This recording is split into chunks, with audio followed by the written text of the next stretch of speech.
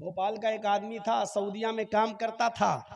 सऊदीया में वो टैक्सी चलाता था। टैक्सी सुने हैं वाकया? नहीं सुने तो सुन लो। टैक्सी चलाता था और उसकी ड्यूटी थी कि वो दिन भर टैक्सी चलाता था और रात में आके सोता था। तो एक बार वो ऐसे ही कपड़ा डाले बैठा हुआ था टैक्सी ड्राइवर जद्दा में, और ऊपर अपना हैंडकरचीफ रुमाल डाले हुए था। उसको कोई पैसेंजर नहीं मिल रहा था। थोड़ी देर के बाद एक औरत आई, उसका पेट बड़ा था, उसके पेट में बच्चा। वो आई, कहने लगी, ए जल्दी से मुझे हॉस्पिटल लेके चलो, तुम मुझे इंडियन लगते हो, तुम जल्दी से मुझे हॉस्पिटल लेके चलो, मुझे डिलीवरी का वक्त है। उसने ऐसे देखा, जल्दी बैठाला, पीछे की डिग्गी खोली और जल्दी से ये ड्राइवर, ये भोपाल का ये आदमी जल्दी से अपनी इस औरत को लेकर अस्पताल पहुंच गया। उधर इसका पेट देखकर इमरजेंसी में जल्दी से इस औरत को लोग लेके गए। इसने कहा कमबख्त अंदर चली गई, मेरा पैसा भी नहीं देके गई, कितना बना। उससे कहा बैठो बैठो, अभी बैठो, चेकअप हो जा। इसने सोचा पता नहीं कितनी देर लगेगी, क्या लगेगी। अच्छा, इससे पूछा तुम उस औरत को लेके आए हो जो अभी अंदर गई? कहा जी। अपना मोबाइल नंबर लिखो इस पर। तो मोबाइल तो चलता नहीं था उस वक्त। उसने जल्दी से अपने घर का लैंडलाइन का नंबर लिख दिया कि ये मेरा है, और जब वो औरत सही हो तो मुझे बता देना भैया, मैं इससे पैसे ऐसे लेते हुए निकल जाऊंगा, अभी पता नहीं क्या है। ये चला गया अपने घर। रात में अपने घर सोया, सुबह फजर में उठा, घंटी बज गई, फोन की, हेलो जी, कल आप उस औरत को लेके आए थे? जी जी जी जी, हॉस्पिटल में छोड़ा था, अब वही बोल रहे हैं? जी। अरे यार, कहां अपनी बीवी को तुम छोड़ के चले गए हो? हैं? बताओ, बेचारी रात भर परेशान रही, जल्दी आओ, जल्दी आओ, तुम्हें याद कर रही है, लड़का हुआ है तुम्हें। उसने कहा, ए डॉक्टर, दिमाग ठीक है तेरा? अच्छा हुआ ये फोन मैंने उठाया, मेरी बीवी ने नहीं उठाया, वरना यही महाभारत का युद्ध हो जाता। कहा आ रहे हो या नहीं आ रहे हो? इंडियन लोग बड़े कमीने होते हैं, पहले ये सब कर लेते हैं, बाद में कहते हैं कि बीवी नहीं है मेरी, इधर जल्दी आओ, नहीं तो अभी पुलिस भेजता हूं तुम्हारे घर। नहीं नहीं नहीं, मैं आ रहा हूं। सीधे गया ड्राइवर टैक्सी चलाते हुए और सीधे उसी रूम में पहुंचा जहां ये लड़की औरत थी, और डांटते हुए कहता, कमबख्त चुड़ैल नागिन डाइन, मैं ही मिला था हैं इस बच्चे का बाप कहलाने के लिए, तुझे शर्म नहीं आई? मैंने तेरे साथ हमदर्दी की और यहां तक लेके आया, बजाय मेरे पैसे देने के इस बच्चे का बाप मुझे बता रही है। अब वो रो के कहती, अरे आपको क्या हो गया है? थोड़ी सी लड़ाई में आप इतनी बड़ी सजा दे रहे हैं। अरे हर मियां बीवी में लड़ाई हो जाती है, थोड़ी सी सजा का आप इतना बड़ा मुझे अरे तो गले पड़ गई इसके। इसने कहा, डॉक्टर साहब ये मेरी बीवी नहीं है। बहुत हुज्जत चली, वो कहती है अल्लाह की कसम इसी का बच्चा है, और ये कहता है अल्लाह की कसम इसका बच्चा मेरा बच्चा नहीं है। मामला इतना तूल पकड़ गया, इतना तूल पकड़ गया कि डॉक्टरों ने आके कहा, अच्छा रुको, अभी डीएनए टेस्ट करता हूं तुम्हारा इस बच्चे के खून से। और जैसे ही बच्चे का ब्लड और इसका ब्लड लिया तो औरत कहती है कि डॉक्टर साहब, मशीनें कभी कभी गलत रिपोर्ट भी दे देती हैं। अभी आदमी कहता, चुप, गलत रिपोर्ट दे देती हैं मशीनें, गलत रिपोर्ट देती हैं, तू गलत है। डॉक्टर ने कहा कोई बात नहीं, 2 दिन में पता चल जाएगा, जाओ 2 दिन के बाद आना। अब ये 2 दिन के बाद जब रिपोर्ट आई तो डॉक्टर ये गया भागते हुए। हाँ डॉक्टर साहब क्या हुआ? डॉक्टर साहब ने उसी औरत के सामने इसकी रिपोर्ट पेश करते हुए कहा, ये झूठी है, तुम बिल्कुल सही हो, डीएनए टेस्ट से ये साबित हो गया कि ये बच्चा तुम्हारा नहीं है, ये झूठी है, मक्कार है ये औरत। अब औरत कहती, डॉक्टर साहब मैंने कहा था ना कि मशीनें कभी कभी गलत रिपोर्ट दे देती है, ये डॉक्टर साहब ये बिल्कुल गलत है, मैं फिर कसम खा के कहती हूँ ये इसी का बच्चा है। अब ये कहता, चुप चुप चुप, तेरी पोल सामने खुल गई है, तू नालायक औरत है, पता नहीं किसका पाप अपने पेट में पालती हो मेरे ऊपर। अब गरीबान पकड़ लेती है, डॉक्टर साहब इसी का बच्चा है। डॉक्टर साहब सर पकड़ के कहते, छोड़ इसको। अरे मेरी बहन, मैं कैसे बताऊं तुझे, इसकी रिपोर्ट में आया ये बच्चा है ही नहीं इसका। कहा नहीं इसी का बच्चा है। कहा डॉक्टर साहब ने, बहन इसकी रिपोर्ट बताती है ये बाप बन ही नहीं सकता, और तुम कह रही हो कि ये बच्चा इसका है, ये तो बाप बन ही नहीं सकता, इसकी रिपोर्ट में साफ आया है कि ये बाप बनने के लायक ही नहीं है। अब इसका दिमाग चकराया, क्या क्या कह रहे हो, मैं बाप नहीं बन सकता? डॉक्टर साहब मेरे 6 बच्चे हैं, डॉक्टर साहब कहता है, मेरे किसी पूरी जिंदगी में ऐसा केस नहीं आया है, तुम्हारे 6 बच्चे हैं, रिपोर्ट बता रही तुम बाप नहीं बन सकते हो। अब वो औरत कह रही है, मैंने कहा था ना रिपोर्ट गलत हो जाती है, कभी कभी मशीनें गलत रिपोर्ट देती हैं। ये आदमी कहता चुप चुप चुप, ये तो सही है कि ये बच्चा मेरा नहीं है, लेकिन ये रिपोर्ट गलत है कि मैं बाप नहीं बन सकता। डॉक्टर ने कहा, पकड़ो फाइल, घर जाओ और देखो तुम्हारे खेत पर कौन किसान हल जोत रहा है।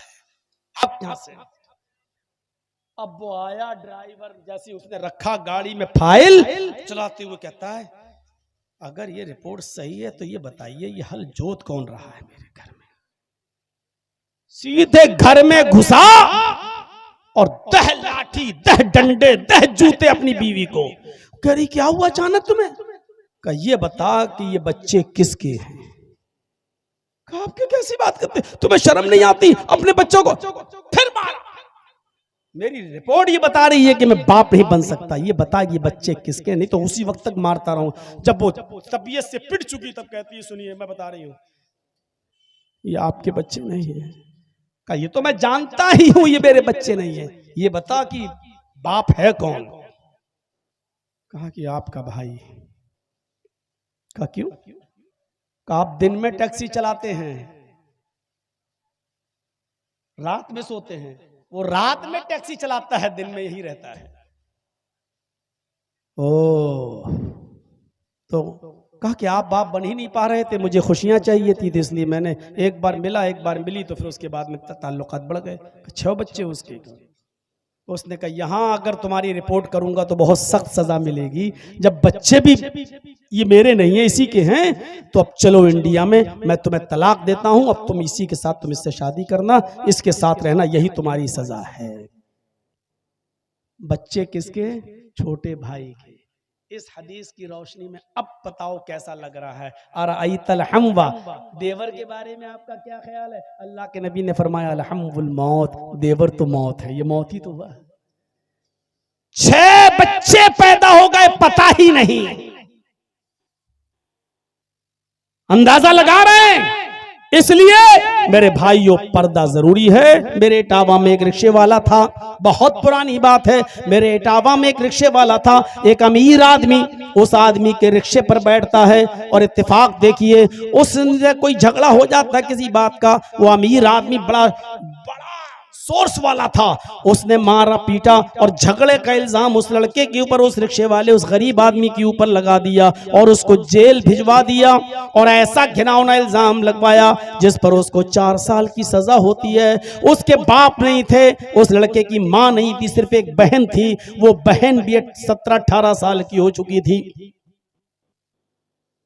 उसको सिर्फ जेल में फिक्र थी, तो अपनी बहन की फिक्र थी कि मेरी बहन, पूरी जिम्मेदारी मेरे ऊपर, मैं अपनी बहन के हाथ पीले करने वाला था। उसकी शादी रिक्शा चला चला कर कमा कमा कर अपनी बहन की शादी करने की तैयारी कर रहा था, लेकिन मुझे को जेल में डाल दिया गया। 4 साल तक उसने अपनी बहन का चेहरा नहीं देखा और 4 साल के बाद जब अपनी सजा पूरी करने के बाद जब अपने घर लौटा तो क्या देखता है कि मेरे गांव का एक बुजुर्ग आदमी, मेरे गांव का एक मोतबर आदमी मेरी बहन को अपने घर में अपनी बेटी की तरह रखे हुए है। उसने उसकी परवरिश की, खिलाया पिलाया और आराम से रखा। उसके बाद वो लड़की, वो बहन जब अपने भाई के सीने से चिपकती है, रोती है, आंखों में आंसू आते हैं, तो इस लड़की ने रोते हुए कहा कि भाई अगर ये अब्बू ना होते, ये बुजुर्ग ना होते तो आपकी बहन मुंह दिखाने के लायक न रहती। मैंने सोच लिया था कि अपने भाई को जेल से छुड़ाने के लिए मुझे कुछ भी करना पड़े, मुझे अपना जिस्म ही क्यों ना बेचना पड़े, लेकिन मैं आपको जेल से छुड़ाऊंगी। लेकिन इस बुजुर्ग ने मेरी बड़ी इज्जत की है, अपनी बेटी की तरह रखा है, इसलिए मेरा हौसला बढ़ता गया। आए मेरे भाई, अगर ये बुजुर्ग ना होता तो आज आपकी बहन आपको मुंह दिखाने के लायक ना होती। जैसी उसने ये कहा, इस रिक्शे वाले भाई ने अपनी बहन का मुंह पकड़ लिया और कहा खामोश, चुप चुप, खामोश। दुनिया में ऐसा कोई मर्द पैदा ही नहीं हुआ है जो मेरी बहन पर गलत नजर डाल सके। उसने मुस्कुराते हुए कहा भाई अपनी बहन पर इतना गर्व कैसे? उसने कहा बहन पर गर्व नहीं, मुझे अपने आप पर गर्व है। मेरी बहन, तेरा भाई रिक्शा चला चला कर तेरे जहेज का इंतजाम करता है, तेरा पेट पालता था। एक ही सपना था कि मैं अपनी बहन का घर बसा सकूं। मेरी बहन, तेरे भाई के रिक्शे पर कॉलेज की लड़कियां भी बैठती हैं, स्कूल की लड़कियां भी बैठती हैं। तेरा भाई अपने गमछे से सीट साफ करता है और उन लड़कियों को बिठाकर उनको कॉलेज तक, उनके स्कूल तक पहुंचाता है। मेरी बहन, तेरे भाई के रिक्शे पर अब तक जितनी भी लड़कियां बैठी हैं, तेरे भाई ने उनको अपनी बहन की नजर से देखा है। तेरे भाई ने उनको अपनी बहन की नजर से देखा है। जब मैंने किसी की बहन बेटी पर गलत नजर नहीं डाली, जब मैंने हर एक को अपनी बहन की नजर से देखा है, जब मैंने किसी की बहन पर गलत नजर नहीं डाली, तो ऐसा कौन मां का लाल है जो मेरी बहन पर गलत नजर डाले। फख्र के साथ यहां जितने भी बैठे हैं सुन लो, जितने दूसरों की बहनों बेटियों पर गलत नजरें डालते हैं और मोबाइलों पर रात रात भर लगे रहते हैं, सुन लो, तुम्हारी बहनों बेटियां भी महफूज नहीं है। गर्व के साथ वही कह सकता है जो दूसरों की बहन को अपनी बहन, दूसरों की बेटियों को अपनी बेटी समझेगा, वो गर्व के साथ कह सकता है कि मेरी बहन पर कोई गलत नजर नहीं डाल सकता, मेरी बेटी पर कोई गलत नजर नहीं डाल सकता। इस हम्माम में सब नंगे नजर आए। है इतनी हिम्मत, है इतनी जुर्रत, है इतनी बहादुरी जो ये कह सको मेरे भाइयों, अपने आप को बुराइयों से बचाओ, इस हद तक बचाओ कि अल्लाह के नबी रमजान के महीने में एतिकाफ में बैठे हुए हैं। एतिकाफ में, एतिकाफ समझते हैं ना, एतिकाफ में बैठे हुए हैं। दो बीवियां अल्लाह के रसूल सल्लल्लाहु अलैहि वसल्लम से मुलाकात करने के लिए आती हैं। दो बीवियां, नबी की दो बीवियां मुलाकात करने आती हैं। अगर कोई मर्द मस्जिद में एतिकाफ में बैठा है तो उसकी बेटी मिलने आ सकती, उसकी बीवी भी उससे मिलने आ सकती है, कोई बुराई नहीं है। अल्लाह के नबी एतिकाफ में बैठे हैं, आपकी दो बीवियां आपसे मिलने आई, थोड़ी देर रुकी, घर की बात हुई और चलने लगी। आप अपनी दोनों बीवियों को मस्जिद के दरवाजे तक छोड़ने आए। उन दोनों बीवियों ने सर छिपा रखा था, उन्होंने अपने हाथों में सॉक्स, हाथों में ग्लव्स और पैरों में सॉक्स पहन रखे थे। अल्लाह के नबी जब अपनी बीवियों को मस्जिद के दरवाजे पर छोड़ने आए तो दो अंसारी नौजवानों को आते हुए देखा। आपने उन दोनों अंसारियों को बुलाया, आए अंसारी नौजवानों इधर आओ। वो दोनों नौजवान अंसारी जब अल्लाह के नबी के करीब आते हैं तो आप कितनी शानदार अंदाज में कहते हैं, आए नौजवानों, आए अंसारियों, ये दोनों मेरी बीवियां हैं, ये दोनों मेरी बीवियां हैं, शक मत करना। अल्लाह के नबी, आप कैसी बात कर रहे हैं, आपके ऊपर कौन शक कर सकता है। आपने कहा नहीं, यहां से गुजरने के बाद शैतान जो खून की रगों में दौड़ता है वो हमारे दिलों में ये वसवसा डाल सकता है। पता नहीं मोहम्मद किन औरतों से बात कर रहा था। देखो ये दोनों मेरी बीवियां हैं, कोई पराई नहीं है। इस तरीके से गुनाहों से बचा करते थे कि आपको शक है कि ये दोनों जाने के बाद कहीं मेरे बारे में गलत बातें न फैलाएं। आप बुलाकर कहते थे ये दोनों मेरी बीवियां हैं, कोई और नहीं। शरीयत तो ये कहती है कि साली भी अपनी बहनोई की मोटरसाइकिल पर नहीं बैठ सकती, और शरीयत तो ये कहती है कि कोई भाभी भी अपनी देवर के साथ ससुराल से घर नहीं आ सकती, मैके से घर नहीं आ सकती ससुराल, और न ससुराल से अपने मैके जा सकती है। देवर होता कौन है? यहां तो भाई खुद हुक्म देता है छोटे भाई को कि भाभी को ले आओ, भाभी को छोड़ाओ। यहां बीवी खुद कहती है कि लो छोटी बहन को घर छोड़ाओ, छोटी बहन को स्कूल छोड़ाओ।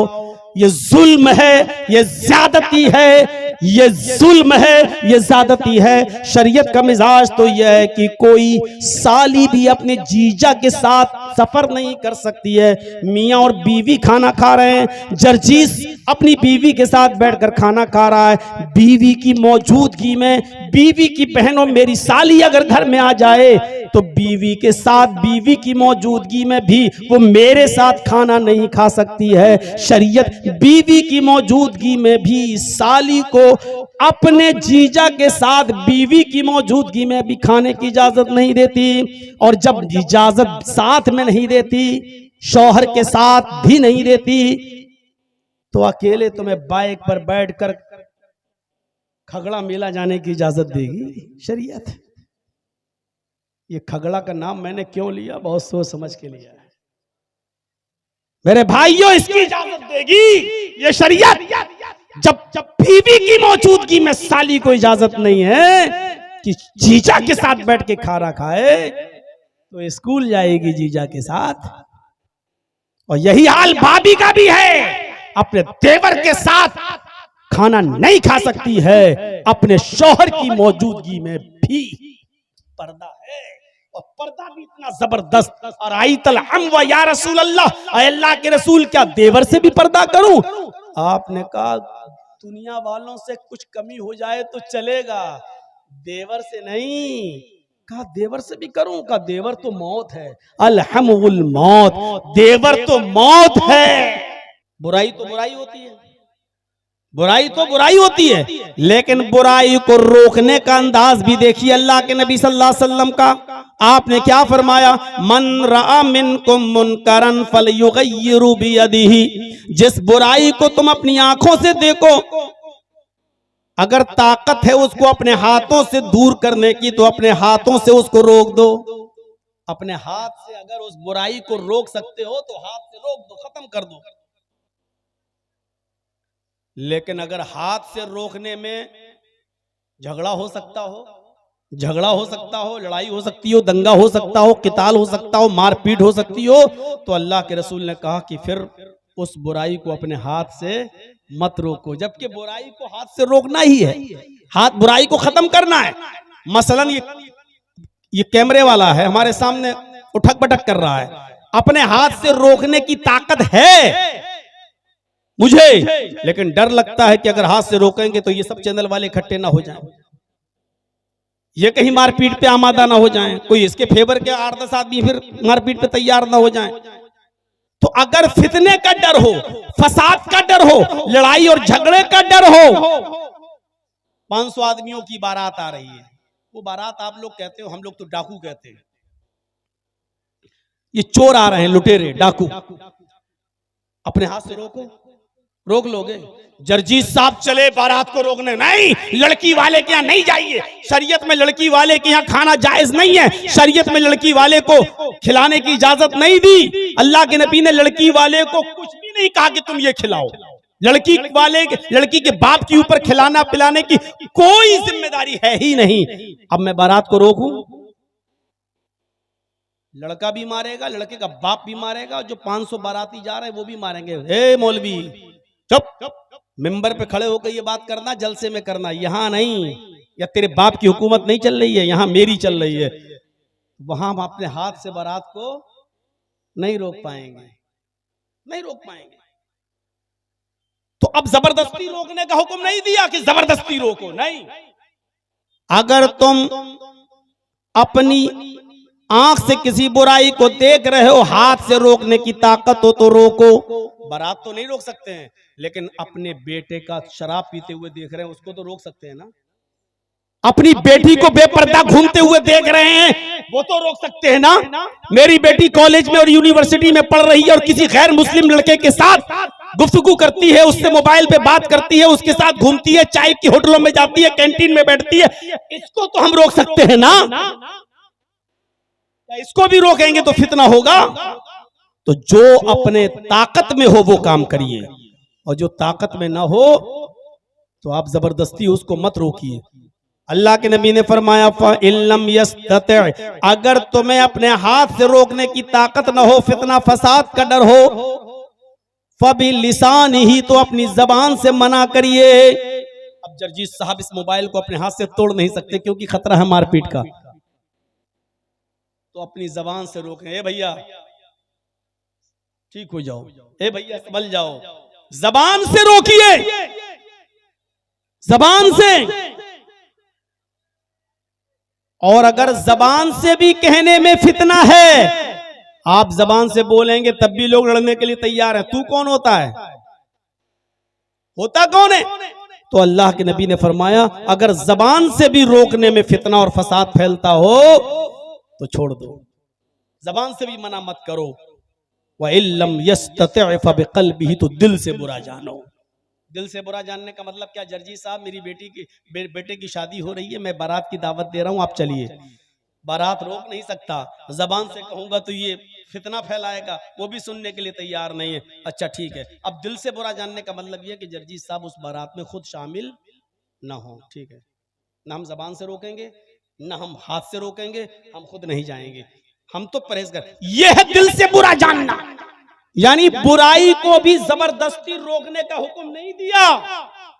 अगर फितना और फसाद फैलने का डर है, शरीयत ये कहती है बुराई को रोको, लेकिन ताकत हो तो।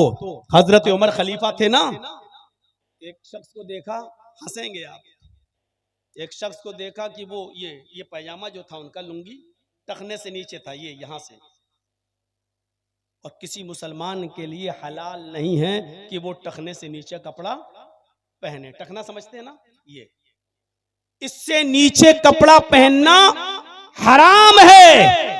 मुसलमान क्या करता है, नमाज पढ़ने जाता तब ऊपर कर लेता है, बस ऐसे, और जैसी नमाज पढ़ के निकला फिर नीचे कर लिया। ये किसी भी कंडीशन में हलाल नहीं है। नमाज पढ़ रहे हो तब भी ऊपर होना चाहिए, चल रहे हो फिर रहे हो तब भी ऊपर होना चाहिए। ये टखने से नीचे नहीं होना चाहिए, टखने से नीचे है तो हराम है। अल्लाह के नबी फरमाते हैं कयामत के दिन अल्लाह उस शख्स के ऊपर रहमत की नजर नहीं डालेगा जिसका पैंट, जिसका पैजामा, जिसकी लुंगी, जिसका कपड़ा टखनों से नीचे होगा। दुनिया में जो कपड़ा टखनों से नीचे पहनता होगा, कयामत के दिन अल्लाह रब्बुल आलमीन उसके ऊपर रहमत की नजर नहीं डालेगा। दो ही नजरें होती हैं, या तो रहमत की या गुस्से की। जब रहमत की नजर नहीं डालेगा तो इसका मतलब क्या हुआ, गुस्से की नजर। क्या रब की गुस्से की नजर कोई मुसलमान बर्दाश्त कर सकता है? क्या अल्लाह की नफरत और गुस्से की नजर कोई सह सकता है? हजरत उमर फारूक ने एक आदमी को देखा कि वो टखने से नीचे पैजामा पहने हुए है, टखने से नीचे यहां, तो हजरत उमर ने उसको देखते ही कहा ताल। उसने पीछे मुड़ के देखा, अमीरुल मोमिनीन मैं? आपने कहा इधर आओ। जब वो करीब आया तो आपने उससे कहा अहाइस अंता। तर्जमा सुनिए, बहुत हंसी आएगी। आपने कहा अहाइस अंता, क्या तुझे पीरियड आ रहा है क्या? आप हमसे कह सकते हो मौलाना जर्जी साहब ये क्या बेहुदा बातें कर रहे हो। हजरत उमर ने उससे कहा अहाइस अंता, क्या तुझे पीरियड आ रहा है? महीना आ रहा है जो औरतों को आता है, लेडीज को आता है। तो उसने दाएं बाएं देखा घूम के कि अमीरुल मोमिनीन किससे कह रहे हैं? कहा कि तुझसे। हंसते हुए कहता मुझसे? हल यहीजुर रजुल, क्या मर्द को भी पीरियड आता है? हजरत उमर से क्या कहता है, हल यहीजुर रजुल, क्या मर्द को भी पीरियड आता है? तो हजरत उमर ने कहा क्या मर्द भी टखने से नीचे कपड़ा पहनता है? यानी अल्लाह के नबी ने टखने से नीचे कपड़ा पहनने का हक, अधिकार ये औरत को दिया है, लेडीज को दिया है, और ये तू अपना रहा है। अगर औरतों वाला काम कपड़ा पहनने में कर सकता है तो औरतों वाला काम पीरियड भी है, वो भी हो सकता है तुझे। उसने कहा नहीं नहीं नहीं ठीक है, मैं घर जाके छोटा कर लूंगा, अमीरुल मोमिनीन मुझे आप माफ कर दो। हजरत उमर ने कहा नहीं, अब तो मैंने अपनी आंख से देख लिया है और मेरे अंदर अपने हाथ से दूर करने की ताकत है। छुरी मंगवाई और उसका पैजामा जितना ऊपर था नीचे उसको काट के यहाँ तक कर दिया, फाड़ दिया, उसको काट दिया। कहा अमीरुल मोमिनीन मैं घर पे कर लेता। कहा नहीं, मैंने अपनी आंख से देख लिया है, इसलिए अब मैं ही छोटा करूंगा इसको, अपने हाथ से दूर कर दिया।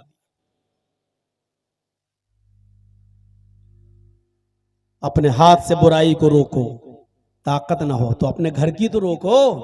आप अपनी बहनों, अपनी बेटियों, अपनी बीवियों को तो पर्दा करा सकते हो, दूसरे की बारात में आप रुकावट नहीं बन सकते हो। तो अपने बेटे की बारात तो शरीयत के मुताबिक ले जा सकते हो, अपनी बेटी का खाना तो शरीयत के मुताबिक कर सकते हो। ये जलसे किस लिए होते हैं? इस्लाह मुआशरे के लिए। मेरे भाइयों सुनिए, बहुत जरूरी है हिकमत, दानाई, होशियारी जो दीन के अंदर भी होनी चाहिए और दुनियावी मामले के अंदर भी होनी चाहिए। आइए एक और वाक़या सुनाऊं आपको, और दिलचस्प वाक़या। आप सुनते जाएंगे, आपको एहसास होगा, आपको एहसास होगा। अल्लाह के नबी जनाब मोहम्मद रसूलुल्लाह सल्लल्लाहु अलैहि वसल्लम के पास एक नौजवान आता है और आकर कहता है, अय अल्लाह के नबी, मैं देहाती हूं, नया नया इस्लाम लाया हूं, बुराइयों में डूबा हुआ हूं, मेरे अंदर 4 बुराइयां पाई जाती हैं। तबरानी की और दारमी की रिवायत है, जरा गौर से सुनिएगा, बहुत ज्यादा आप इंजॉय करेंगे इस हदीस को सुनकर। अय अल्लाह के नबी, मेरे अंदर 4 बुराइयां पाई जाती हैं, लेकिन चारों नहीं छोड़ सकता। आपके कहने पर एक छोड़ दूंगा बस। अब कोई जर्जीस से कहे कि मौलाना जर्जीस साहब, मेरे अंदर बहुत सी बुराइयां पाई जाती हैं, लेकिन आप कहें तो एक छोड़ दूंगा, तो मैं कहूंगा भाग, छोड़ना तो पूरी छोड़, एक छोड़ दूंगा क्या मतलब? अल्लाह के नबी से कह रहा है, अल्लाह के रसूल, मेरे अंदर 4 बुराइयां पाई जाती हैं, आपके कहने पर एक छोड़ सकता हूं, लेकिन चारों नहीं छूट पाएंगे। तो आपने कहा, अच्छा ये बताओ कि बुराइयां क्या क्या हैं, बुराइयां क्या क्या हैं, तब हम बताएं कि कौन सी बुराई छोड़ दो। कहा अल्लाह के नबी सल्लल्लाहु अलैहि वसल्लम, पहली बुराई है कि मैं रात में शराब पीता हूं। नौजवानों जरा सुनिएगा, मैं शराब पीता हूं, पहली बुराई। शराब का नशा जब चढ़ जाता है तो मेरी कोई दोस्त है, हम अपनी जबान में कह सकते हैं गर्लफ्रेंड, मेरी एक चाहने वाली है, माशूका है, जिससे मेरे ताल्लुकात हैं। जब शराब का नशा चढ़ जाता है तो फिर मेरा दूसरा काम यह है कि मैं अपनी गर्लफ्रेंड के पास जाता हूं, अपनी माशूका के पास जाता हूं और उसके साथ जिना भी करता हूं। 2 बुराइयां। आपने कहा अच्छा, और तीसरी बुराई? कहा जब मैं जिना करके फारिग होता हूं तो रात काफी हो जाती है, तो रात के अंधेरे का फायदा उठाकर, आय अल्लाह के नबी, मैं चोरी भी करता हूं। आपने कहा अच्छा, 3, और चौथा गुनाह? कहा अल्लाह के रसूल, बात बात पर मैं झूठ भी बोलता हूं। अगर आप मुझसे पूछेंगे जिना किया था या नहीं, मैं कह दूंगा नहीं। अगर आप कहेंगे चोरी की थी या नहीं, तो मैं कह दूंगा नहीं। आप कहेंगे शराब पीती या नहीं, मैं कह दूंगा नहीं। मैं झूठ बहुत बोलता हूं। 4 बुराइयां हैं मेरे अंदर। हिकमत देखिए, होशियारी, दीन की तरफ बुलाने में भी होशियारी और गुनाहों से रोकने में भी हिकमत, दानाई, होशियारी। बंगाल वालों, तुम तो इलेक्शन और चुनाव के मौके पर भी होशियारी नहीं अपना पा रहे हो। इस्लाम तो दीन के अंदर भी दानाई और हिकमत की बात कर रहा है, बुराइयां रोकने में भी हिकमत। तुम अपने दुनियावी मामले में भी हिकमत नहीं अपना पा रहे हो। आज नॉर्मल किस्म की गाय खरीदोगे ना, नॉर्मल किस्म की गाय, तो वो भी 10 से 15 हजार से कम नहीं मिलेगी। नॉर्मल किस्म का बकरा भी अगर आप खरीदोगे ना, तो वो भी 5 से 10 हजार से नीचे नहीं मिलेगा। और एक नॉर्मल किस्म का कुत्ता भी अगर आप खरीदोगे तो वो भी 5000 4000 से कम नहीं मिलेगा आपको। नॉर्मल किस्म का कुत्ता, नॉर्मल किस्म के कुत्ते की कीमत फिर भी 4000 5000 है। आ जाइएगा हमारी बस्ती में, आ जाइएगा हमारे इलाके में, 200 200 500 500 रुपए में वोट खरीद लिए जाते हैं। ये 500 रुपया लो, कल वहां मोहर लगा देना, वोट बटन दबा देना जहां मैं कह रहा हूं। हमारे वोट की कीमत, हमारे जमीर की कीमत, हमारी हैसियत 500 और 1000 रुपए से ज्यादा की नहीं है। इसीलिए हमें ये दिन देखना पड़ रहे हैं, हमें ये दिन अपनी आंखों से देखना पड़ रहे हैं। मेरे भाइयों, हम अपना फैसला नहीं कर पाते हैं।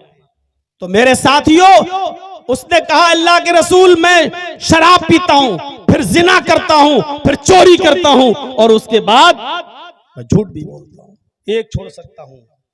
कोई कहे जर्जी साहब एक लड़की से मोबाइल पे बात भी करता हूँ, मेरी दोस्ती है कॉलेज की लड़की से, मैं शराब भी पीता हूँ, आप बताइए कौन सी चीज छोड़े। मैं कहा हट हट क्या कहूंगा, हट मुझसे बात मत करना, इतना गंदा है तू इंसान। अल्लाह के रसूल ने उससे ये नहीं कहा कि बड़े गंदे इंसान हो। आप बुराई से नफरत करते थे, बुरे इंसान से नहीं। आपने कहा अगर आज मैंने इसको भगा दिया तो ये इस्लाम भी छोड़ बैठेगा और ये गुनाह भी करता रहेगा। आपने उससे कहा इधर आओ इधर आओ इधर आओ, करीब किया, उदनु मिन्नी, करीब हुआ। आपने उससे कहा शराब पीते हो जी, जिना भी करते हो जी, चोरी भी करते हो जी, सब रात में करते हो जी, झूठ भी बोलते हो कि हाँ, तो चारों नहीं छोड़ पाओगे। नहीं, अल्लाह के रसूल चारों नहीं छोड़ूंगा, फिर एक छोड़ दूंगा। तो आपने कहा एक तो छोड़ोगे ना, कहा एक छोड़ दूंगा। आपने कहा अच्छा झूठ बोलना छोड़ दो। क्या कहा? झूठ बोलना छोड़ दो। हंसने लगा, कहता अल्लाह के रसूल लड़की छुड़वाई होती तो मुश्किल होता, शराब छुड़वाई होती तो मुश्किल होता, चोरी छुड़वाई होती तो मुश्किल होता, आपने झूठ छुड़वाया, ये तो बाएं हाथ का काम है। वादा करता हूं झूठ नहीं बोलूंगा। आपने कहा ऐसे नहीं, मेरे हाथ पर हाथ रखकर बैठ कर। उसने हाथ पे हाथ रखा, अल्लाह की कसम खाकर वादा किया, मैं आपके हाथ पर हाथ रखकर अल्लाह की कसम खाकर वादा करता हूं कि मैं अब झूठ नहीं बोलूंगा। आपने कहा अल्लाह तुझे तेरे वादे पर पक्का रखे। चला गया। अब घर पे आया, रात में 3 काम तो करूंगा, झूठी तो छुड़वाया है। हदीस के अल्फाज सुनन दारमी के, वो शराब पीने के लिए रात में जाता है, शराब की बोतल भी ले लेता है, बल्कि शराब का ढक्कन भी खोल लेता है, बल्कि शराब को अपने मुंह तक भी ले जाता है। लेकिन मुंह तक ले जाने के बाद सोचता है कल अगर अल्लाह के रसूल ने मुझसे ये सवाल कर लिया कि बता तूने शराब पी थी या नहीं पी थी, अगर कल ये पूछ लिया कि तूने शराब पी थी या नहीं पी थी, अभी तक तो मैं झूठ बोल देता था, नहीं बच जाता था। अब अगर कल अल्लाह के रसूल ने पूछ लिया कि शराब पीती या नहीं पीती, और अगर मैंने ये कह दिया कि हाँ पिया था, तो जब मुजरिम खुद अपने जुर्म को कबूल कर लेगा, जब मैं खुद इकरार कर लूंगा, तो अब किसी गवाह की जरूरत नहीं है। फिर मुझे 40 कोड़े मारे जाएंगे, मैदान में खड़ा करके अल्लाह के रसूल कहेंगे इसको 40 कोड़े लगाओ, इसने खुद एतराफ किया है, इसने खुद कबूला है कि मैंने शराब पी। और अगर मैं ये कह देता हूं कि नहीं मैंने शराब नहीं पी, तो एक बुराई छोड़ने का वादा करके आया हूं और अल्लाह की कसम खाकर वादा करके आया हूं।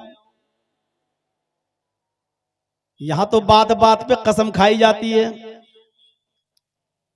इतनी कसमें खाई जाती हैं कि अपनी कसमों की गिनती वो हम खुद नहीं कर पाते हैं। हर बात पे अल्लाह की कसम, हर बात पे अल्लाह की कसम।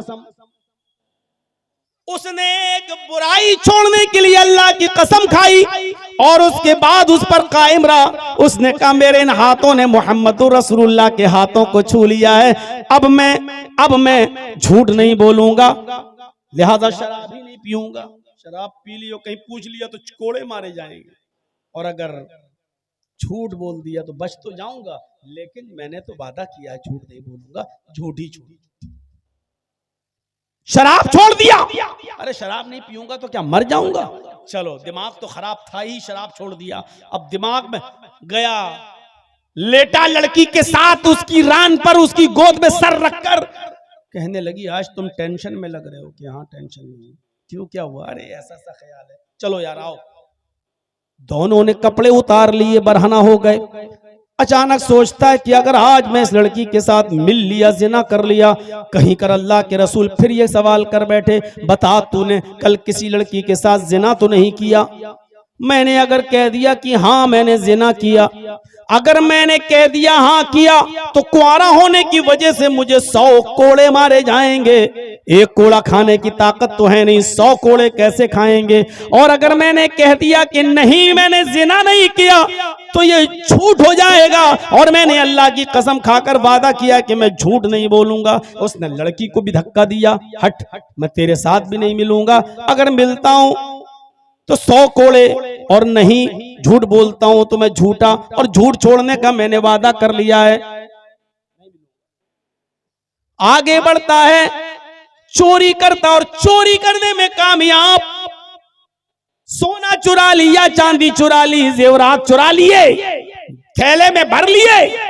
उस घर से वापस आने लगता है, सोचता है अगर अल्लाह के रसूल ने पूछ लिया कि बता कल तूने चोरी की थी या नहीं, और मैंने कह दिया हाँ, तो हाथ काटा जाएगा, और अगर कह दिया नहीं तो ये झूठ होगा। उसने जो सामान जहां से चुराया था वहीं रख दिया, सीधे आया, घर आया, सो गया, फजर की अजान हुई, चला गया, नबी के पीछे नमाज पढ़ा। अल्लाह के नबी ने सलाम फेरा, उसको अगली सफ में देखा, आपने उसको बुलाया, इधर आओ, आज की रात कैसी गुजरी, सर नीचे कर ले। आपने कहा नौजवान मैं कुछ पूछूंगा नहीं तुमसे, मैं सिर्फ इतना पूछना चाहता हूं, आज की रात कैसी गुजरी, कल तो बहुत हंस रहे थे तुम। कहा अल्लाह के नबी जब आपने कहा झूठ छोड़ देना तो मुझे हंसी आई, आपकी अकल पर कोई बहुत बड़ा काम थोड़ी छुड़वा रहे हैं आप हमसे, झूठ छोड़ने के लिए कह रहे हैं, लेकिन मुझे नहीं मालूम था कि झूठ ही तमाम बुराइयों की जड़ है। आपने झूठ छुड़वाया, इस झूठ ने मेरी सारी बुराइयां छुड़वा दी। कल मैंने जिना भी नहीं किया, चोरी भी नहीं की, शराब भी नहीं पी, और झूठ छोड़ने का वादा तो कर ही लिया आपसे। आपने कहा मैं जानता हूं अल किज़्बु रासुज़्ज़ुनूब, झूठ ही तमाम बुराइयों की जड़। ईमानदारी के साथ बताइए कैसी हिकमत है, नेकियों की तरफ बुलाने में भी हिकमत। नमाज की तरफ बुलाना, नमाज पढ़ने लगे तब कहना रोजा, रोजा भी रखने लगे तब कहना ज़कात, ज़कात भी देने लगे तब कहना हज। एक एक करके नेकियों की तरफ भी हिकमत और बुराइयों से रोकने में भी हिकमत। आज हमारे पास क्या हिकमत है, आज हमारे पास क्या मंसूबा है, बोलिए। सारी बताते थे ये मुसलमानों में बुराई, वो मुसलमानों में बुराई। मेरे भाइयों, इस समाज और मुआशरे के अंदर जाकर एक एक बुराई को रोकने की कोशिश करिए आप, एक एक बुराई। हम तसव्वुर करें कि हम कहां हैं, हम तसव्वुर करें कि हमारी हैसियत क्या है, हम तसव्वुर करें मेरे भाइयों, अंदाजा लगाइए हमारी हैसियत क्या है। आज हिकमत से काम लेने की जरूरत है, दूरंदेशी से काम लेने की जरूरत है। उदउ इला सबील रब्बिका बिल हिकमति वल मौइज़तिल हसना वजादिलहुम बिल्लती हिय अहसन। जब किसी से बहस करो तो अच्छे अंदाज से बहस करो। तू तड़ाक करके बहस नहीं होनी चाहिए, तू तड़ाक करके बहस नहीं होनी चाहिए। किसी से भी बहस हो तो अच्छे अंदाज से बहस हो, उसमें गर्मा गर्मी नहीं होनी चाहिए। आज टीवी चैनलों पर डिबेट देख लो, कैसे बहस होती है, कैसे लगता है जैसे एक बिल्ली दूसरी बिल्ली को अभी नोच के खा जाएगी। इस तरीके से लगता है जैसे अभी एक दूसरे के ऊपर चढ़ बैठेंगे। कुरान कहता है कि जब तुम किसी से बहस करो तो उसूल और ज़ाब्ते के तहत अक्लमंदी से और होशियारी से और आसान तरीके से बहस करो। हजरत इब्राहिम अलैहिस्सलातु वस्सलाम नमरूद से बहस कर रहे हैं, नमरूद से बहस कर रहे हैं। अलम तरा इलल्लज़ी हाज्जा इब्राहीम फी रब्बिह। नमरूद इब्राहिम अलैहिस्सलाम से बहस कर रहा है और इब्राहिम अलैहिस्सलाम भी नमरूद से बहस कर रहे हैं अल्लाह के बारे में। और एक बात बता दूं, बहुत गौर से सुनना, नमरूद कोई मामूली आदमी नहीं है। बहस किससे हो रही है? एक होता है गांव का मुखिया, सरपंच, एक होता है उससे भी ऊंचा, फिर होता है एमएलए, फिर होता है एमपी, फिर होता है चीफ मिनिस्टर, फिर होता है प्राइम मिनिस्टर। नमरूद की हैसियत पहले जान लो कि क्या है। पूरी दुनिया पर हुकूमत करने वाले, पूरे मुल्क पर नहीं, पूरी दुनिया पर हुकूमत करने वाले 4 लोग गुजरे हैं, 4 लोग जिन्होंने अपने वक्त में पूरी दुनिया पर हुकूमत की है, जिसमें 2 काफिर थे और 2 मुसलमान। 2 काफिर थे और 2 मुसलमान। मुसलमानों में एक इब्राहिम, एक थे सुलेमान अलैहिस्सलाम और एक बख्त नसर। मेरे भाइयों, और काफिरों में 2 जुल्करनैन, सुलेमान अलैहिस्सलाम मुसलमानों में और जुल्करनैन, ये 2 मुसलमान थे जिन्होंने पूरी दुनिया पर हुकूमत की है, और 2 काफिरों ने पूरी दुनिया पर हुकूमत की है। 2 काफिरों ने, उन काफिरों में एक का नाम है नमरूद और दूसरे का नाम है बख्त नसर। ये 2 काफिर थे जिन्होंने पूरी दुनिया पर हुकूमत की है।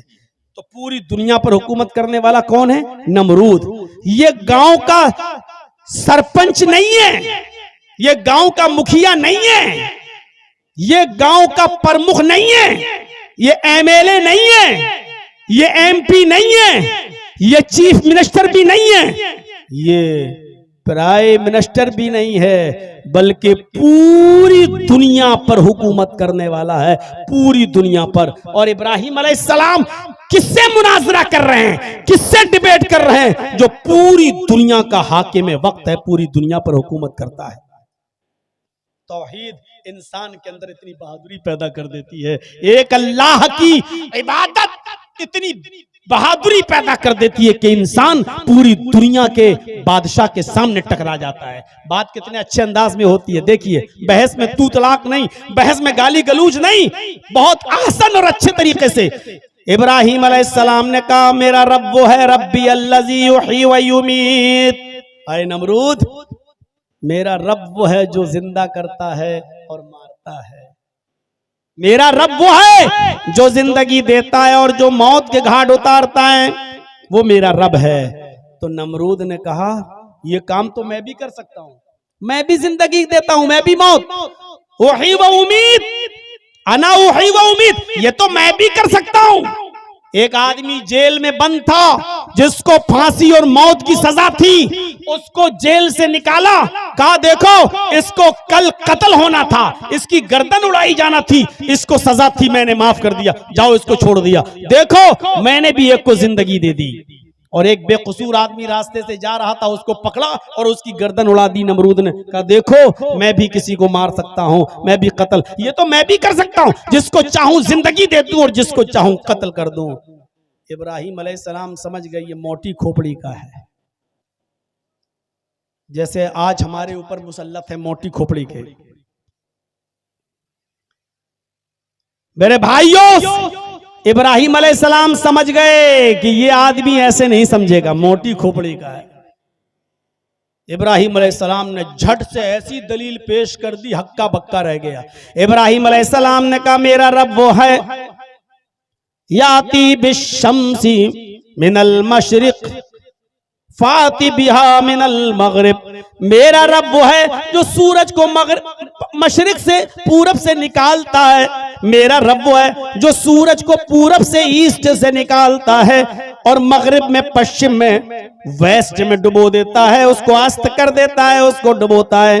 ये मेरा रब है जो सूरज को पूरब से निकालता है और पश्चिम में डुबो देता है। अगर तू अपने आप को रब कहता है, तू अपने आप को खुदा कहता है, तो मगरिब से निकाल, पश्चिम से निकाल कर पूरब में डुबो के दिखा।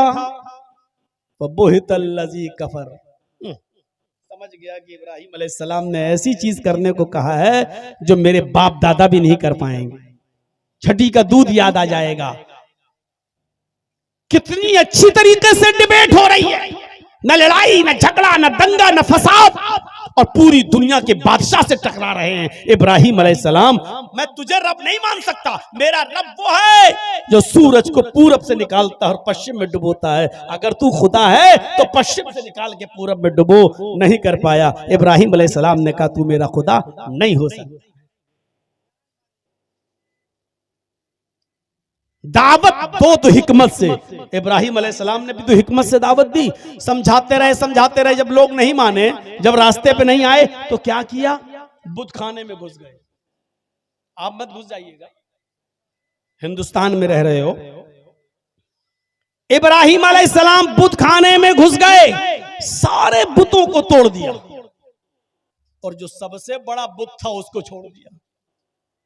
देखिए अक्लमंदी, तानाई देखिए, होशियारी देखिए। जो सबसे बड़ा बुत था उसको छोड़ दिया, और जिस कुल्हाड़ी से सारे बुतों को काटा था, तोड़ा था, वही कुल्हाड़ी बड़े वाले बुत के गले में टांग दी और चले आए। अब ये लोग सब मेले से वापस आए तो देखा किसी की गर्दन कटी है, किसी का हाथ कटा पड़ा है, किसी का पेट फटा पड़ा है, कोई औंधे मुंह डला है, कोई ऐसे। ये मेरे माबूदों के साथ, मेरे खुदाओं के साथ ये हालत किसने की? किसी एक ने कहा कि इब्राहिम के अलावा कौन हो सकता, वही हमारे माबूदों को बुरा भला कहता। कब बुला के लाओ। जब बुलवाया, इब्राहिम अलैहिस्सलाम से कहा कि ये मेरे इन बुतों की, इन माबूदों की हालत किसने की? इब्राहिम अलैहिस्सलाम सारे बुतों को देखकर कहते हैं, ओह, ये तो बहुत बुरी दुर्गत बनाई है इनकी। किसने बनाई? लोगों ने कहा, मैं तुमसे पूछ रहा हूं कि किसने बनाई, ये हालत कैसे हुई? इब्राहिम अलैहिस्सलाम अक्लमंदी देखिए, दानिशमंद, हिकमत, ऐसे देखते हुए, अरे कुल्हाड़ी इसके गले में लटकी है, पूछ रहे हो तुम मुझसे? इसके गले में कुल्हाड़ी लटकी, इसी ने मारा होगा इन सबको, हमसे क्या पूछ रहे हो?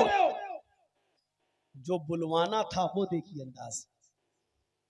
आए इब्राहिम, तुम अच्छी तरीके से जानते हो ये बड़ा बुत उतर भी नहीं सकता, कुल्हाड़ी पकड़ भी नहीं सकता, चल भी नहीं सकता, यहां आ भी नहीं सकता, कुल्हाड़ी चला भी नहीं सकता, मार भी नहीं सकता, ये कुछ नहीं कर सकता। फिर ये कैसे कत्ल करेगा, कैसे मारेगा? यही कहलवाना था इब्राहिम अलैहिस्सलाम। कहा, तुमने तो खुद ही जवाब दे दिया। मेरे भाइयों, यही तो मैं तुम्हें समझाता हूं कि जो उतर न सके, जो चल न सके, जो खा न सके, जो पी न सके, जो यहां तक ना आ सके, बल्कि जिनको मारा वो भी तुम्हारे खुदा थे। जो अपने आप को ना बचा सके वो तुम्हें क्या बचाएंगे? जो अपनी टांग कटने से अपनी हिफाजत न कर पाए, अपनी गर्दन कटने से अपनी हिफाजत न कर पाए, वो तुम्हें क्या बचाएंगे? इसीलिए तो कहता हूं, उसकी इबादत करो जिसने हम सबको पैदा किया है, उसी के सामने झुको। समझ गए कि यही आदमी है। जवाब तो नहीं था उनके पास, लेकिन चलो अब तुम्हें आग में डाला जाएगा। लेकिन दलील दी तो हिकमत के साथ, दानाई के साथ। वो अलग बात है कि तौहीद की दावत में परेशानियां तो आएंगी, इब्राहिम अलैहिस्सलाम के ऊपर भी परेशानियां आई, लेकिन गाली नहीं दी, बुरा भला नहीं कहा, हिकमत के साथ कितने अच्छे स्टाइल में समझाया। अरे जब ये उतर नहीं सकते, चल नहीं सकते, बैठ नहीं सकते, और ये जिनको मारा है वो अपने आप को बचा नहीं सकते, तो तुम्हारी हिफाजत क्या करेंगे? ये दलील थी, मंतिकी दलील भी थी और अकली दलील भी थी। मेरे भाइयों, कुरान कहता है ऐसे ही लोगों को उदउ इला सबील रब्बिका बिल हिकमा, ऐसी हिकमत और होशियारी और दानाई के साथ लोगों को दीन की तरफ बुलाओ, होशियारी के साथ, और बहस करो तो अच्छे तरीके से। है हमारे पास बहस का तरीका? जरा अंदाजा लगाइए आप। हम तो अपने हालात का सही जायजा नहीं ले सकते। आपको पता नहीं आप अंगार किस अंगार पर बैठे हुए हैं, हम और आप। सोशल मीडिया पे चले जाइए तो चर्चों पे चर्चे करवा लो। मेरे भाइयों, कभी कभी हमें दबकर भी समझौते करना पड़ते हैं। खुद हमारे नबी जनाब मोहम्मद रसूलुल्लाह सल्लल्लाहु अलैहि वसल्लम ने भी दबकर समझौते किए हैं। यहां सीना तानने की जरूरत नहीं। मौलाना जर्जिस एक बोल रहा ना, वहां यूपी में एक पार्टी का जिम्मेदार, मौलवी जर्जिस डरपोक है, खुद ही भाग जाए बंगाल, हम क्यों जाएं? वो डरपोक है। इस तरीके की बात। कभी कभी समझौते बड़ी अक्लमंदी और दानिशमंदी के साथ भी होते हैं। वो मिसाल मेरी आपने पढ़ी होगी, सुनी होगी। एक तालाब पर बकरी भी पानी पी रही है और शेर भी पानी पी रहा है। एक तालाब है, उस तालाब पर शेर भी पानी पी रहा है, बकरी भी पानी पी रही है। शेर जहां मुंह डालता है पानी में, वहां से बहता हुआ पानी बकरी के पास आता है। बकरी उसी पानी को पी रही है, तो शेर का झूठा पानी बकरी को मिल रहा है। बकरी की तरफ से पानी बहता हुआ शेर की तरफ नहीं जा रहा है। शेर जहां मुंह डाल रहा है, वहां से पानी बहता हुआ बकरी के पास आता है और बकरी उसी पानी को पीती है। जब दोनों पानी पी चुके तो शेर ने कहा गुर्राते हुए, तूने मेरा पानी गंदा क्यों किया? तूने मेरा पानी गंदा क्यों किया? झूठा क्यों किया? कौन कह रहा है? शेर। उल्टा, यानी कहते, इसी को कहते हैं उल्टा चोर कोतवाल को डांटे। शेर कह रहा है, बकरी तूने मेरा पानी झूठा क्यों किया? बकरी कहती है, हुजूर पानी तो आपकी तरफ से बहता हुआ आ रहा है, मैं तो आपका झूठा पानी पी रही हूं। मेरा झूठा पानी आप थोड़ी पी रहे हैं, पानी तो आपकी तरफ से बहता हुआ मेरे पास आया, हमने तो आपका झूठा पानी पिया। शेर कहता है, अच्छा तो तू मुझसे मुंह भी चलाती है, जबान भी चला रही है, तुझे बोलना भी आता है, तू मेरे सामने बात करने की भी हिम्मत करती है। शेर आगे बढ़ा और उसने अपने पंजों से उस बकरी को फाड़ दिया। मैं शेर किसको कह रहा हूं और बकरी किसको कह रहा हूं, ये समझ लो तो पूरी तकरीर समझ में आ जाएगी।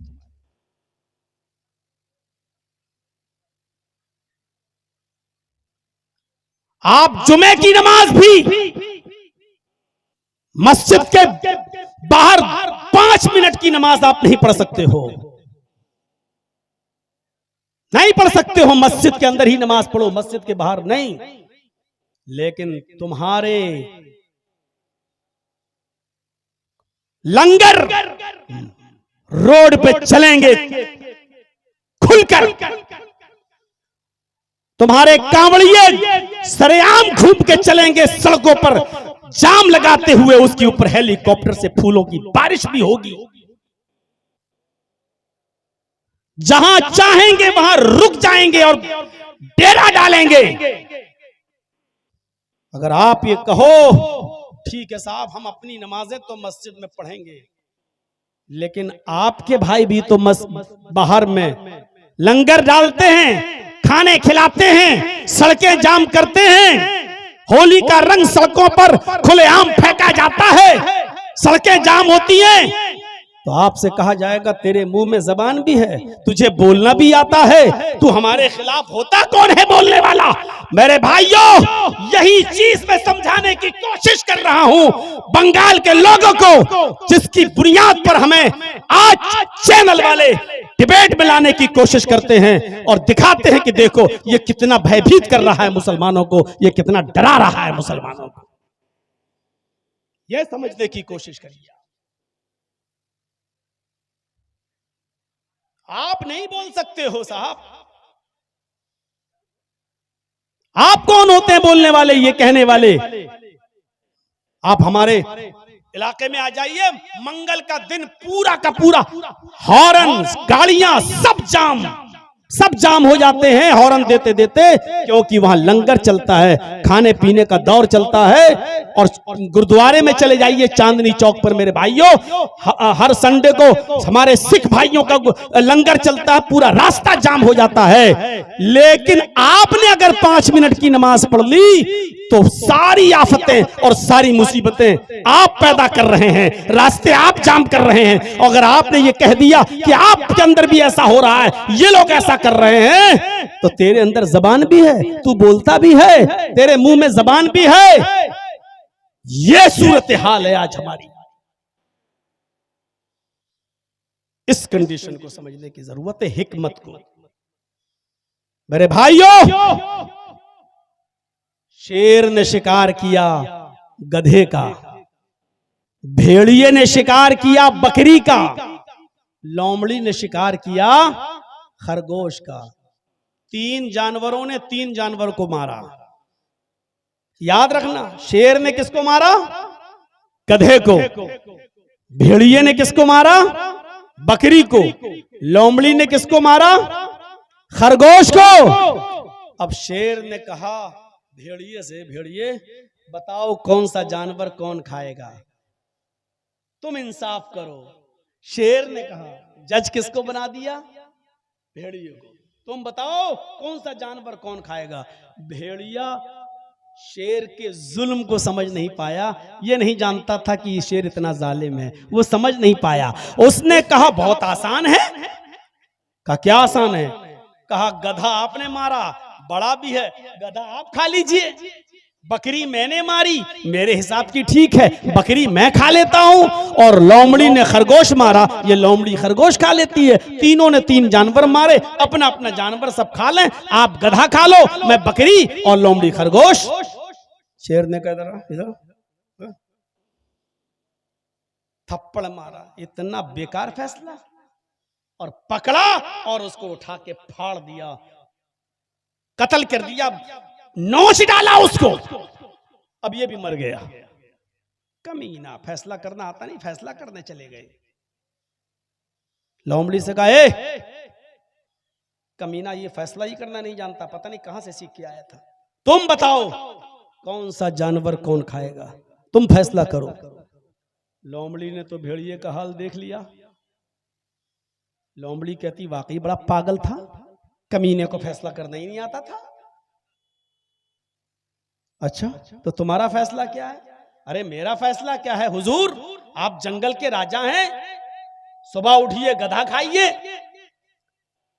दोपहर में आप बकरी खा लीजिए, शाम को मुंह का जायका बदलने के लिए खरगोश खा लीजिए, और अब तो भेड़िया भी हाजिर है साहब, सोते वक्त भेड़िया भी खा लीजिए। ये चारों जानवर आप नहीं खाएंगे तो कौन खाएगा? आप जंगल के राजा हैं, ये चारों जानवर आपके हैं। दिन में सुबह उठिए तो गधा खा लीजिए, दोपहर में बकरी खा लीजिए, शाम को खरगोश खा लीजिए, और रात में भेड़िया खा लीजिए, ये चारों जानवर आपके हैं। शेर ने मुस्कुराते हुए कहा इधर आओ, शाबाश, ये है फैसला। इतना अच्छा फैसला तुमने किससे सीखा? लोमड़ी ने कहा हुजूर भेड़िए से सीखा है।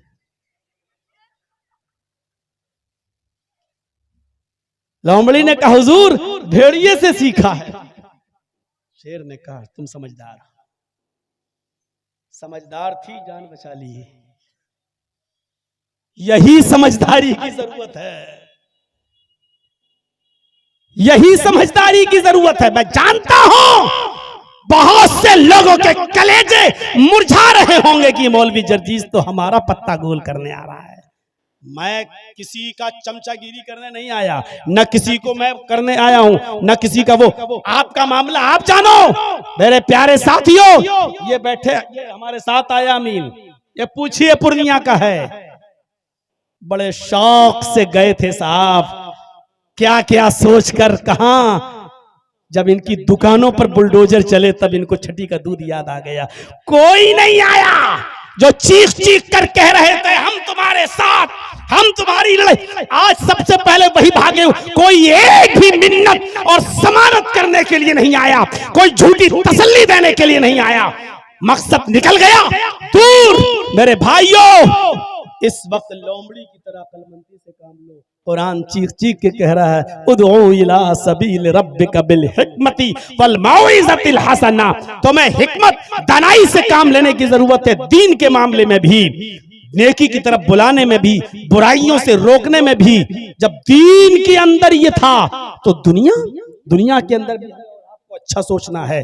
मेरे भाइयों, आप इंसान हो ना। एक मिसाल देता हूं, अल्लाह के नबी मक्के से जब मदीना गए, अल्लाह के नबी जब मक्के से मदीना गए तो मदीने के लोग क्या करते थे? हम यअब्बिरून नख्ल, मुस्लिम शरीफ की हदीस के अल्फाज हैं। वो क्या करते थे? खजूर की कलमकारी किया करते थे। और खजूर की कलमकारी जानते हो क्या होती है? वो क्या कहते थे? ये नर खजूर का गाबा है, ये मादा खजूर का गाबा है, ये नर है, ये मादा है, और दोनों को ऐसे जमीन में बोते थे। और ये बिलीफ था, ये यकीदा था कि ऐसे ज्यादा खजूर पैदा होंगी। ऐसे ज्यादा खजूरें पैदा होंगी। तो वो खजूर में क्या बनाते थे? ये नर खजूर का गाबा, ये मादा खजूर का गाबा, ये मेल, ये फीमेल, और ऐसे बोते थे। तो अल्लाह के नबी जब मदीने में गए तो अल्लाह के रसूल ने कहा, माज़ा तस्नऊन, ये तुम क्या करते हो? ये नर ये मादा। अल्लाह के रसूल, ऐसे खजूरें ज्यादा पैदा हो जाती हैं, नर मादा बना देता हूं तो खजूरें ज्यादा पैदा हो जाती हैं। अल्लाह के नबी ने फरमाया, लौ लम तफअलू लकाना खैरन, अगर तुम ऐसा न करते तो अच्छा होता, अगर ऐसा न करते तो अच्छा होता। उन्होंने छोड़ दिया, कहा नहीं करेंगे, ठीक है। फतरकूहु, छोड़ दिया। फनक़सत, खजूर कम पैदा हुए। जब उन लोगों ने ऐसा नहीं किया तो खजूर कम पैदा हुए। उन्होंने शिकायत की, अल्लाह के रसूल, हम जैसा पहले बोते थे उससे खजूरें बहुत पैदा होती थी, आपने कहा ऐसा न करते तो अच्छा होता, तो हमने छोड़ दिया। तो अल्लाह के नबी, फिर क्या हुआ? हमारे खजूरों में नुकसान हो गया, बहुत घाटा हो गया। तो अल्लाह के नबी ने फरमाया, इन्नमा अना बशर, मैं भी तो इंसान हूँ। क्या कहा? मैं भी तो इंसान हूँ। इज़ा अमरतुकुम बिशैइन मिन अम्रि दीनिकुम, जब मैं तुम्हें तुम्हारे दीन की कोई बात बताऊं तो ले लिया करो। व इज़ा अमरतुकुम बिशैइन मिन अम्रि दुनियाकुम फइन्नमा अना बशर, जब मैं तुम्हें तुम्हारी दुनिया की कोई बात बताऊं तो तुम ले भी सकते हो, छोड़ भी सकते हो। यानी अगर मेरी बात इंसान होने की हैसियत से अगर आपको नुकसान पहुंचा रही है तो तुम जैसा पहले करते थे वैसा करो। यानी तुम अपनी दुनिया को मुझसे ज्यादा अच्छी तरह समझते हो, अपने कारोबार को मुझसे ज्यादा अच्छा समझते हो। बंगाल वालों, मौलाना जर्जीस की बातों में मत आना। तुम अपना मामला हमसे अच्छा समझते हो, तुम अपने इलाके के हालात हमसे अच्छा समझते हो, तुम अपने यहाँ के मिजाज को हमसे अच्छा समझते हो। तुम अपने मिजाज से काम करना। मौलवी जर्जीस की बातों में क्यों आए हो? मौलवी जर्जीस अब तो यूपी नहीं संभाल पा रहा, तुम्हारा क्या सवालेगा? तुम अपने इलाके को देखो। मेरे भाइयों, ये हिकमत और दानिशमंदी की जरूरत है आज हमें और आपको सबको। और सुनिए, क्या बात बताने की जब आई तो बता देता हूं मेरे भाइयों। अल्लाह के नबी के पास एक नौजवान आया, और सुनो नौजवानों सुनो, एक नौजवान आया और कहता, अल्लाह के रसूल, मस्जिद में, अरे अल्लाह के रसूल, क्या मुझे जिना की इजाजत दीजिए। पूछो उलमा से, भाई हकीकी की रिवायत है, इजाजत किसकी मांग रहा है? जिना करने की। दुनिया में सबसे बुरा काम शिर्क के बाद क्या है? जिना। किसी की मां, बहन, बेटी के साथ गलत ताल्लुकात, नाजायज ताल्लुकात कायम करना। वो किस चीज की परमिशन मांग रहा है? दुनिया के सबसे गंदे काम की। और किससे मांग रहा है? दुनिया के सबसे बेहतर और अच्छे इंसान से, मुहम्मदुर रसूलुल्लाह से। नौजवानों, ये वाकया जरूर सुन लीजिएगा। अल्लाह के नबी से कहता है, अल्लाह के रसूल, मुझे जिना की इजाजत दीजिए। जिना के लिए मेरे पास इंतजाम है, यानी मेरी कोई दोस्त है, मेरी गर्लफ्रेंड है, मुझे बस परमिशन दीजिए। अब सहाबा किराम उसको ऐसे कोहनी मार के कह रहे हैं, चुप चुप चुप, क्या क्या बोल रहा तू? अल्लाह के नबी ने कहा, नहीं साथियों, इधर आओ। मस्जिद में जिना की इजाजत, दुनिया की सबसे मुबारक हस्ती के सामने दुनिया के सबसे गंदे काम की। अभी कोई मौलाना जर्जी से कहे कि जर्जी साहब, हमारे यहाँ अड्डे हैं, बने हुए हैं 500,000 रुपए में, क्या इजाजत है? तो हम क्या कहेंगे? भग कभी ने, आज के बाद बात मत करना, इतने गंदे काम की इजाजत में, भग, तेरे घर में माँ बहन नहीं है। ये समझाने का अंदाज है आज हम लोग। अल्लाह के नबी के सामने वो कह रहा, साहबा भी कह रहे हैं, क्या मांग, चुप। अल्लाह के नबी कहते, नहीं, मिन्नी, मेरे करीब हो जाओ। बुलाया, क्या कह रहे हो? खुल के कहो, क्या कहते हो? अल्लाह के रसूल, मैं जिना करना चाहता हूं, एक लड़की से दोस्ती है मेरी, आपकी परमिशन की जरूरत है। आपने कहा ठीक है, मैं दे दूंगा परमिशन, लेकिन सुनो, जो काम तुम उस लड़की के साथ करना चाहते हो, अगर मैं तुमसे ये कहूं ये काम तुम अपनी माँ के साथ करो तो करोगे? क्या अंदाज था समझाने। जो काम तुम उस लड़की के साथ करना चाहते हो, अगर मैं तुमसे ये कहूं कि ये काम तुम अपनी माँ के साथ करो, इसलिए कि जो चीज उसके पास है वही तुम्हारे माँ के पास भी है। सोचोगे आप?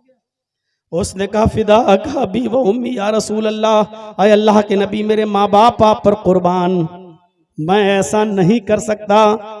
कौन शरीफ इंसान है जो अपनी माँ के साथ जिना करेगा? आपने कहा अच्छा ठीक है, अपनी बहन के साथ ये काम करोगे? उसने कहा अल्लाह के नबी सल्लल्लाहु अलैहि वसल्लम, मेरे माँ बाप पर कुर्बान कोई भी शरीफ इंसान अपनी बहन के साथ भी ये काम नहीं करेगा। आपने कहा अपनी बेटी के साथ ये काम करोगे? उसने कहा अल्लाह के नबी, कोई भी शरीफ इंसान अपनी बेटी के साथ भी ये काम नहीं कर सकता। आपने कहा अच्छा ऐसा करो, अपनी खाला के साथ ये काम कर लो। उसने कहा कोई शरीफ इंसान अपनी खाला के साथ भी ऐसा नहीं कर सकता। आपने फरमाया अपनी फूफी के साथ ये काम कर लो। कहता मेरे माँ बाप पर कुर्बान, आए अल्लाह के नबी, कोई भी शरीफ इंसान अपनी फूफी के साथ भी ये काम नहीं कर सकता। आपने कहा जिस लड़की के साथ तुम जिना की परमिशन मांग रहे हो वो भी किसी की माँ होगी, वो भी किसी की बहन होगी, वो भी किसी की बेटी होगी, वो भी किसी की फूफी होगी, वो भी किसी की खाला होगी। जब तुम अपनी बहन और बेटी के साथ अपनी माँ के साथ ये काम करना गवारा नहीं कर रहे हो और ये भी नहीं चाहते हो कि कोई दूसरा तुम्हारी माँ बहन बेटी के साथ ये काम करे, तो फिर दूसरा ये कैसे चाहेगा जिसकी वो बहन होगी बेटी होगी भी, वो कैसे पसंद करेगा कि मेरी बहन के साथ मेरी बेटी के साथ मेरी फूफी के साथ ये गलत काम हो? कैसे बर्दाश्त करेगा? बोलो तुम करोगे? कहा नहीं। तो फिर वो कैसे करेगा अगर उसको पता चलेगा तो? कहने लगा अल्लाह के नबी आपने जैसे समझाया मुझे अच्छी तरीके से इल्म हो गया, मेरे सर पे हाथ फेरिए और मेरे लिए दुआ करिए। अल्लाह के नबी ने उसके सर पे हाथ फेरते हुए फरमाया, आय अल्लाह इस नौजवान की नजरों की हिफाजत फरमा। उस नौजवान का बयान है कि उस दिन की तारीख से फिर मेरी नजर किसी लड़की तो छोड़ो किसी हराम चीज की तरफ फिर मेरी नजर नहीं उठी। इस अंदाज से समझाते थे, डायरेक्ट ये नहीं कहते थे भाग जिना की इजाजत लेने आया, नहीं। आपने कहा इधर आओ, समझाया तो ऐसे समझाया कि ये काम क्या तुम अपनी माँ के साथ करोगे, अपनी बहन के साथ करोगे, अपनी बेटी के साथ करने को तैयार हो, अपनी फूफी और चची के साथ करने को तैयार हो? उसने हर बात पे कहा नहीं। आज भी किसी से पूछा जाए तो वो यही कहेगा कि नहीं।